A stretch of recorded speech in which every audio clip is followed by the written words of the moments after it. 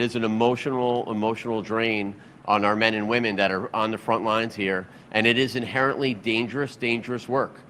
We are making grounds, and we're making headway with people on foot, with being supported by UAV operations, and thankfully General Shields, my good friend, is here, and those aviation assets are critical to our success here. We can't get to some of these places. We can't get bulldozers, excavators, and other heavy equipment to these areas, so we're depending on our men and women on foot, as well as our support from those air operations. So we would not be able to do it, again, without working like a team. Many of the people, I'm super proud of my emergency management team. They're ex-cops, fire, military. We do this on a regular basis, and we're happy that we're actually making some headway. You have to be there in person to see it. That's what the governor's doing with true leadership by showing up here, seeing exactly what we're dealing with here, and giving us a resource. So, Governor, I'm happy to have you here. I'm going to turn it over to Jackie Bray, my friend, the commissioner. Thanks so much, County Executive. Thank you, Governor, as always, for showing up. It makes such a big difference.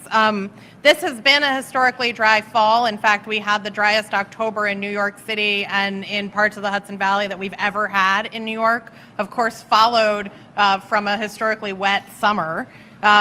We did receive some rain over the last 48 hours, less than half an inch. It just wasn't enough to extinguish the flames. It wasn't enough to take us out of the drought that we're in. So I want to say the National Weather Service has issued red flag warnings for the following locations. So this is New York City, Hudson Valley, Capital Region, all of Long Island, Montgomery. These are counties: Montgomery, Schenectady, Albany, Rensselaer, Schoharie, Greene, Delaware, Columbia, Ulster, Sullivan, Dutchess, Orange, Putnam, Rockland, Westchester, all of New York City, and all of Long Island. What a red flag warning means to us is that the threat of fire increases. When you have a fire like this one, it means that the threat that the fire could spread increases on a red flag day. It means that temperatures are higher than normal. It means that humidity is lower than normal, and it means that the winds are going to be a factor, which is certainly what we're seeing, what we really saw Friday night into Saturday, and what we expect to see more of today. We've got wind gusts in the area of about 35 miles an hour today. Our temperatures are in the 40s to 50s. That is high for this time of year in this area, and our humidity could dip as low as 35. I want to give New Yorkers directly some safety tips. Number one, as the governor said, she announced a full burn ban in New York State beginning immediately, which means completely avoid outdoor burning. You exercise extreme caution around grills. In New York City, the mayor has suspended the use, has banned the use of any grills in the parks down there. Report fires immediately to local authorities. And some things, as the drought continues to conserve water, do your loads of laundry when the laundry is full, right? Don't do half a load. Wait until your dishwasher is full to run it. These things will really make a difference.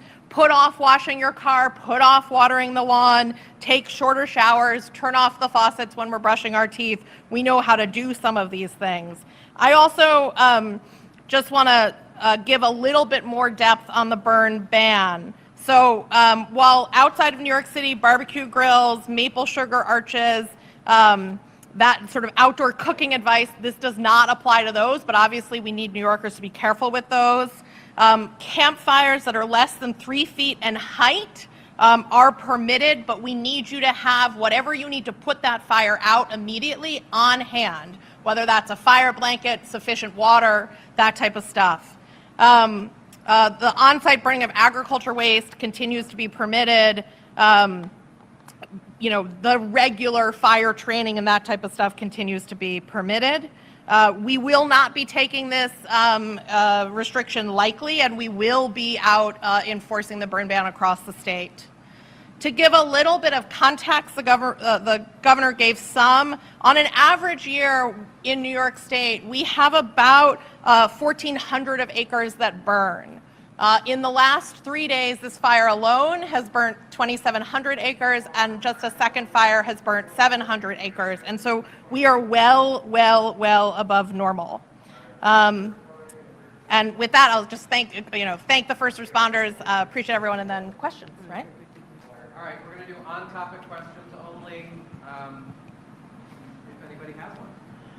Yes, right there in the back, Weather Channel. Governor Justin Michaels from Weather Channel. We understand climate change is a change in the extremes. Hots are hotter, colds get colder, droughts last longer. What can the state do now, or is it doing now, and looking down into the future? What can the state be doing, the whole government approach, to combat those extremes? Well, part of it is making sure that our local county governments that are on the front lines of these wars have the resources they need. So we've been directly partnering with them to make sure that we're identifying the vulnerable spots, how we can help build resiliency. For example, on Long Island, we had a 1,000-year flooding event. Well, when we rebuild in Highland Falls that was devastated here in the Hudson Valley, 1,000-year flooding events. You know, we make sure we're not building back to the way it was. We're giving them the money for infrastructure to build the roads higher. And when you rebuild a home, you build the home higher if you're on a creek bed. So, and strengthening the culverts that have been compromised. And so it's all about, much of it is infrastructure. And those are high costs for local governments. That's why the state is stepping up to assist, as well as emergency preparedness, constant training from the state with our local government partners so they're aware of the latest technologies and ideas that we have to protect people once the event starts. So we are looking at it from every aspect, preventative, but also during the crisis, how you manage it. Again, a few years ago, we would not be employing drone technology to show us the hot spots that we can respond to, get the helicopters with the water there, start dropping before and saturating the land around it before the fire can spread. So we're taking advantage of all technologies as well and training. So if there's other ideas, we're always open to them. We want to make sure that New York State is first in the nation in terms of protecting our citizens. Again, the neighborhood we just left saw the fire. That had been hit by a tornado not long ago. Think about that, a tornado and a fire. Hurricanes have come here, massive flooding. Now we have droughts, record snow. New York State had the highest snowfall just a couple of years ago, 7 feet of snow where I come from in Buffalo. So I know about weather, but you don't know what to expect, so you prepare for the worst and hope for the best always. Back here, yeah. I know that exhaustion in terms of our first responders could be a concern here. This has gone on for so many days. You've thankfully given us a lot of resources here in Orange County, but can you talk a little bit about that, about how exhaustion might be coming into play right now? That's very true for our leadership team, but also those who are actually out there in harm's way. That's why we have 12-hour shifts, and I'm so grateful that we have fire companies in the state of New York that are rotating in to give them a break, because you want to make sure you're at your best when you're out there, so your mind is sharp, you can make the decisions in a split second, because it could be a matter of life or death. So we're well aware of the dangers of exhaustion, and that's why we have a respite area. We have places that people can recharge, get some food, take a break, and have someone else go in their place for the duration of a shift. So is there anything else to add to that? Yeah. The governor activated the Fire Operations Center over the weekend. The Fire Operations Center coordinates mutual aid centrally, and so it's the state's responsible for making sure that there are fire companies from around the state that are showing up. And that's been very successful over the last couple days, and we'll keep pulling. If we've got to pull from Niagara, we'll pull from Niagara to make sure that they've got the resources here. There in the back, there in the back. Yeah, you're fine. Hi, Governor. Hi. We were with Dario Vasquez's family yesterday. He's graduating high school. Yeah. He's studying as a forest ranger.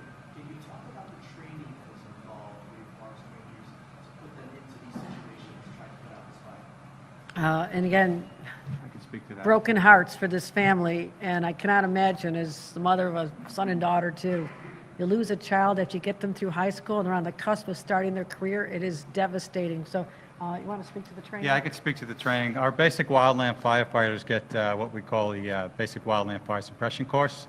And in that course, we also talk about fire behavior. And in fire behavior, we got three things that will affect it. It's basically the weather, it's topography, and fuels. That class is 40 hours long. It's 32 hours in a classroom setting, and then a full day of working operations, learning the hand tools, learning how to pump water, and more importantly, identifying all the risks that are out there and how to mitigate those risks so we keep ourselves in a dangerous situation as safe as we can while still protecting lives and property. You ever had that training? I will have to go to Parks on that. Yeah, Commissioner. Yeah, my name is Brian Gallagher I'm a state forest ranger with the New York State Department of Environmental Conservation. Randy Simon, State Parks Commissioner.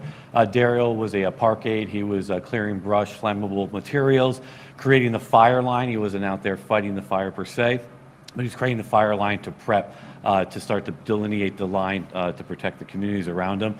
And no matter what the job is out there, these are dangerous jobs. And Daryl was as committed and courageous as the men and women out there on the fire line today, those in the command center. And truly our hearts are out to his family. And I just want to thank County Exec for the peer counseling services that you provided our staff, and our parks peer counseling services were also in the car within hours to meet with the teams who are still dealing with this tragedy themselves. Was this an accident, someone cutting a tree, and the tree accidentally fell on Mr. Vasquez? It's still under investigation, so we're looking at all the circumstances. So we don't have all the details just yet, but we're drilling in as deeply as we can on this one. All right, Gannett over here, last one. Alexandra Rivera with News Moped. You mentioned about high winds